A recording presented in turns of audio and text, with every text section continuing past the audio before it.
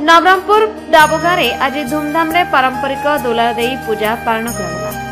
आदिवासी पर्व माघमंडई पूर्वहाट अर्थात माघमंडई रे 7 दिन पूर्वे पारंपरिक रीतिनीति दुलार देई गुड़ी पूजा अर्चना पर सीरा पलिंकी लाठी कुर्ची सब एकत्रित होई बाजा मोहरी रे ताय ताय नाच करी डाबुगां ग्राम रे एवं साप्ताहिक हाट रे बुले।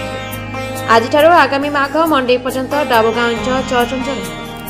आसंता बुधवार दिन बड़देवता एवं ग्रामर मुख्य इष्टदेव बाबा भैरव देवता पूजा एवं 13 तारीख गुरुवार दिन डाबुगां माघ मंडई पालित हो। नवरंगपुर मिहिर शंकर पात्र रिपोर्ट संपर्क टीवी ओडिशा।